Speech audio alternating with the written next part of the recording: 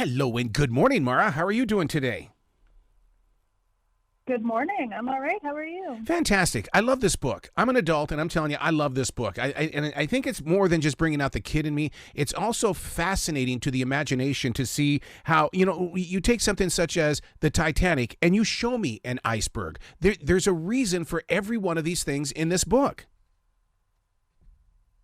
Oh, thank you. Well, I'm really glad you enjoyed it. And yeah, I agree. I mean, I learned a ton just by researching it and writing it. And I'm biased, but I think it's fun for kids as well as adults.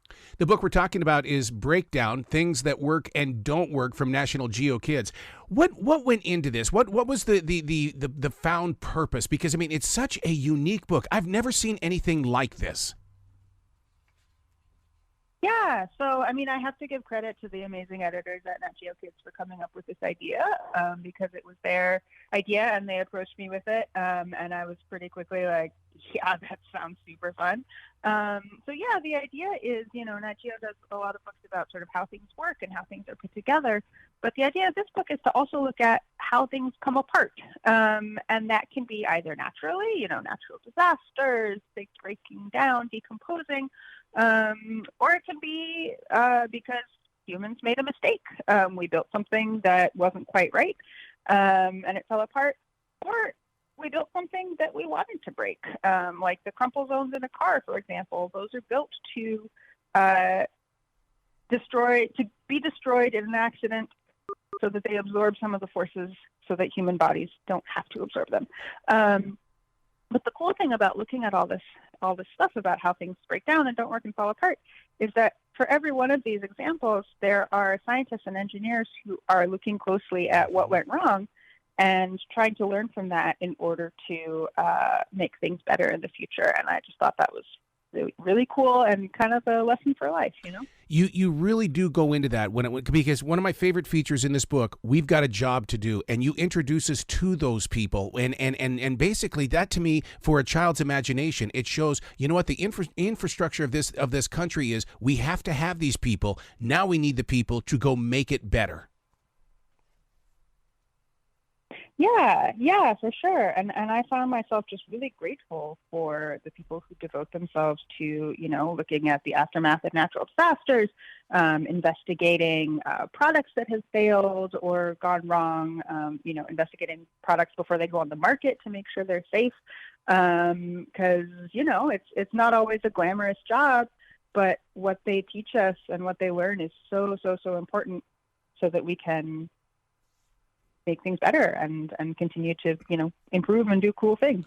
Well, I love the way that you're not afraid to share with the reader of how things do fall apart, that we don't live in a perfect world. Yeah, I mean, that's certainly my experience. So it's good to know that there are things we can learn from that imperfection and move forward from there.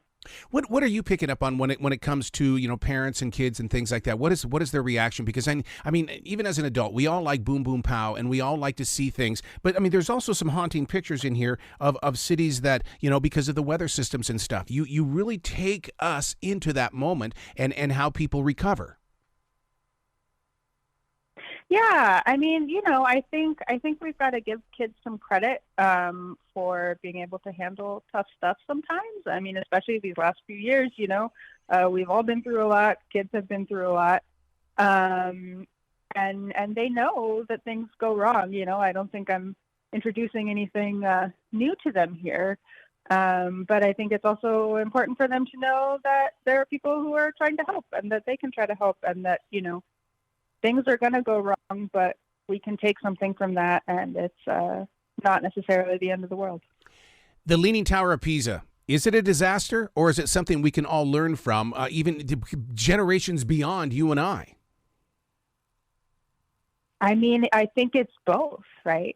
It is pretty solidly a disaster. I mean, we go through in the book basically different sets of engineers were working on this building for hundreds of years ultimately, and they kept trying to correct mistakes in ways that created more mistakes. And first it leaned one way, and then it leaned the other way, and then it sank far enough that they don't really understand how it didn't fall over. It's pretty pretty unquestionably a disaster from an engineering perspective. But since we know all the things that went wrong, it's also something we can learn from, right? And okay, well, next time you want to build a tower like this, don't build it on kind of soggy ground and give it a foundation that's more than a couple feet thick. And if it does start leaning, maybe don't try to make up for it by just like making it taller on one side than the other side. So, you know, it's a disaster, but a disaster that can help us out in the end. I was that kid that used to play with erector sets and Lincoln Logs, as well as the Legos and things like that. I love to build things, but also when they failed, I always wanted to know, why did they fail? And I think that's why I'm fascinated with this book. I mean, you've got the story here about the Metronome, and it's one of those. It's like, okay, why did the Metrodome fall? What went into it? I mean, you really go into detail on these things. Yeah. And I mean, you trying to figure out why your Legos fell apart, like that's you being an engineer as a kid, right? Mm-hmm. And something like the Metrodome, you know, they had this plan. They thought, oh, hey, it would actually be super easy if instead of constructing a whole roof out of like metal and concrete and whatever that's big and heavy and expensive, we can make an inflatable roof. And that seemed like a good idea. But there are often going to be factors that you don't account for. And when a bunch of snow fell on the roof, which it's going to do in Minnesota, the fans that kept up, the fans that blew air into the roof to keep it inflated couldn't overpower the weight of the snow. And as soon as there was just a little rip in there, it all fell apart. So, you know, mistakes were made. Now we know.